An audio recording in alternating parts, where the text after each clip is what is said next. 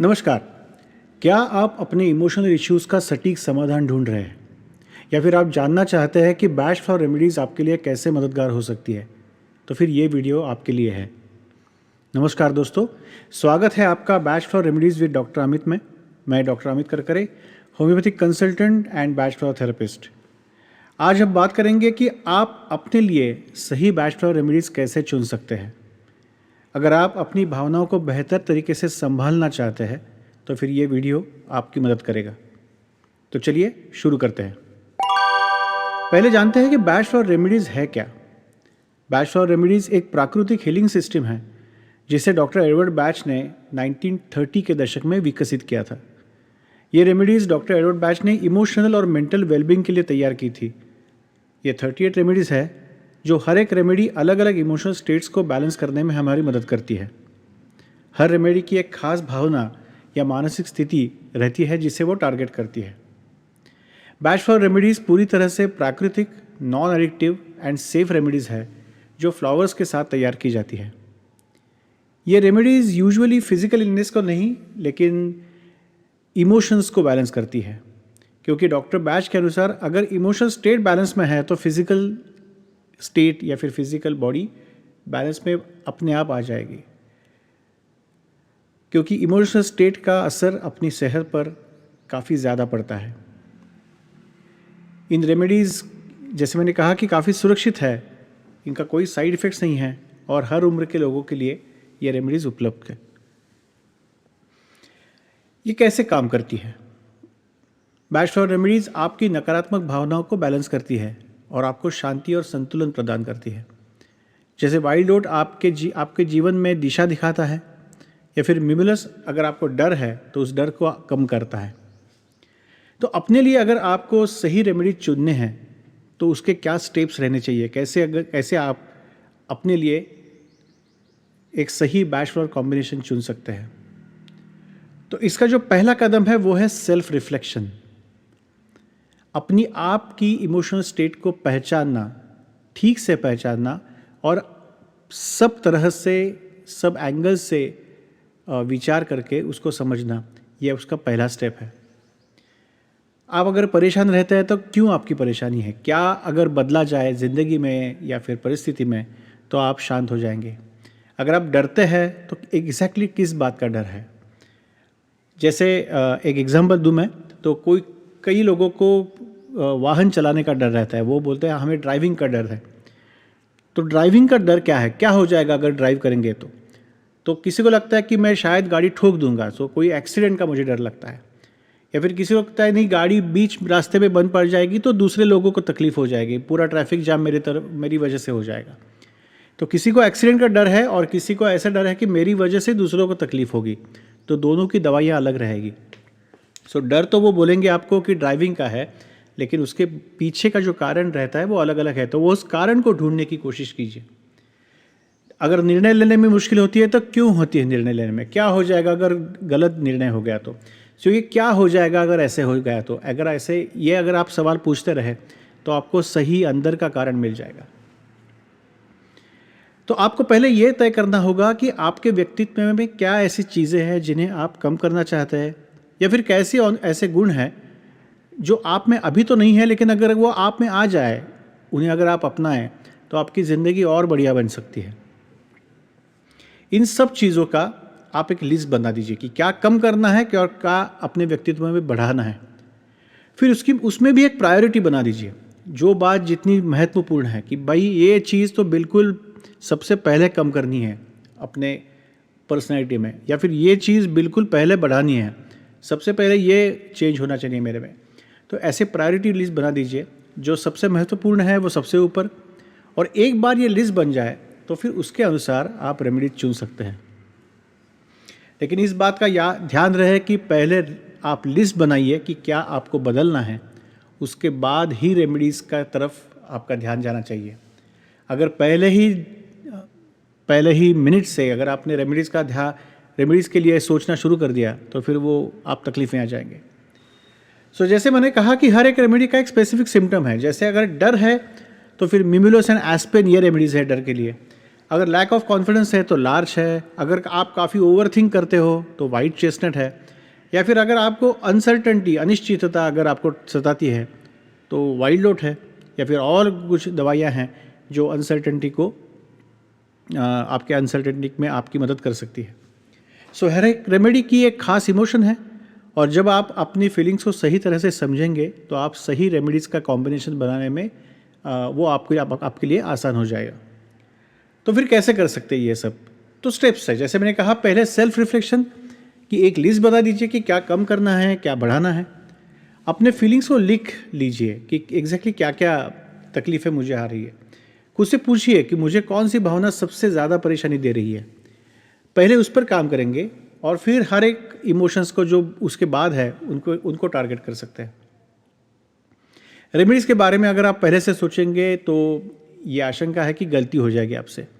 सो पहले क्या बदलना है वो लिख दीजिए, खुद का प्रॉब्लम ठीक से समझिए, और उसमें से भी सबसे डीप या फिर अंदर बसी हुई जो भावनाएं हैं उनके तरफ ध्यान दीजिए। ये मैं कहता हूँ primary emotions and secondary emotions. मैं इसका एक एग्जांपल आपको देता हूँ। जैसे मानो आप बॉस है और कोई आपका जो एम्प्लॉय है वो आपको अच्छा नहीं लगता, and you have hatred about that employ या फिर दैट पर्सन। सो ये जो हेट्रेड है वो प्राइमरी इमोशन हो गया। अब इसके सेकेंडरी इमोशंस क्या हो जाएंगे कि उसकी हर एक गलती या फिर गलती नहीं भी हुए तो भी आप उसकी गलती निकालोगे। You will be hyper critical, super critical about that employ. तो ये जो हेट्रेड है वो हॉली कवर करेगी, लेकिन ये जो सुपर क्रिटिकल नेचर है आपका उस एम्प्लॉय की तरफ, ये बीच में आ जाएगा। कोई भी वो कुछ भी थोड़ा सा भी बोलेगा आप एकदम उस पर गरज पड़ेंगे, तो आपको कंट्रोल की ज़रूरत है, तो फिर चेरी प्लम आ जाएगा। लेकिन अगर ये बीच और चेरी प्लम जो है ये सेकेंडरी इमोशंस है। अगर आपने प्राइमरी इमोशन जो आपका जो हेट्रेड है, आपको वो बिल्कुल अच्छा नहीं लगता वो एम्प्लॉय, उस पर अगर आपने ध्यान दिया हॉली पे, तो फिर ये बीच और चेरी प्लम देने की शायद ज़रूरत भी नहीं पड़ेगी, क्योंकि आप प्राइमरी इमोशन को ही डायरेक्टली कैटर कर रहे हो। आप रूट्स में ही पानी डाल रहे हो, आप ना भी पत्तों को, हर एक पत्ते को पानी डाल रहे हो। तो बिल्कुल आप जड़ को ठीक कीजिए। सो जड़ में बसी अगर आप कोई इमोशंस को ढूंढ पाते हो तो वो ज़्यादा आसानी हो जाती है कि वो इमोशंस को अगर आप सही दवाई देते हो तो फिर वो बिल्कुल उनको आपका मेंटल इमोशनल बैलेंस जो है वो फिर से आपको पाने के लिए आपको आसानी हो जाएगी। सो जड़ का जो इमोशन है, डीप रूटेड इमोशंस है, उनके तरफ ज़्यादा ध्यान दीजिए। सो फिर एक बार आपने वो लिस्ट बना दिया तो फिर बैचलर डेस्क गाइड है। इसी चैनल पे डेस्क गाइड का पूरा एक अलग वीडियो है। उसी वीडियो के डिस्क्रिप्शन में वो डेस्क गाइड का PDF डाउनलोड करने के लिए लिंक भी दिया है। तो प्लीज़ ये डेस्क गाइड का वीडियो ढूंढिए इसी चैनल पे हमारे, और डेस्क गाइड आप डाउनलोड कर दीजिए, उसका प्रिंट आउट निकालिए। उस पर कौन कौन से इमोशन के लिए कौन कौन से दवाई है, हर एक दवाई के कौन कौन से पॉजिटिव क्वालिटीज़ है, जो पॉजिटिव क्वालिटी वो दवाई देने के बाद बढ़ते हैं आप में, या फिर कौन कौन से निगेटिव क्वालिटीज़ है, निगेटिव गुण है जो वो दवाई देने के बाद कम हो जाता है आप में, ये सब दिया है। वो 1 पेज में बैक टू बैक 1 पेज वो PDF है, उसको डाउनलोड कीजिए, उसका प्रिंट आउट निकालिए। एक बार आपका लिस्ट बन गया तो वो लिस्ट के जो आपने जो लिखे हैं सब फीलिंग्स, उनको उस डेस्क गाइड में ढूंढिए और फिर आपकी रेमेडी की लिस्ट बन जाएगी, कॉम्बिनेशन बन जाएगा। ये जो रेमेडीज़ है, अगर आपको इमोशंस पहचानने में अगर परेशानी महसूस हो रही है कि मुझे समझ नहीं रहा है कि मेरे कौन कौन से इमोशंस है, क्या इमोशंस है, तो फिर आपके नज़दीक के जो बैचलर थेरेपिस्ट है उनसे आप सलाह ले सकते हैं। अगर आपको एक से ज़्यादा फीलिंग्स है जो तकलीफ दे रहे हैं तो 4-5 रेमेडी को मिला के कॉम्बिनेशन बना सकते हैं, लेकिन ध्यान रहे कि जितने कम रेमेडीज़ रहे उतना अच्छा है। अब इनको कैसे लेना है?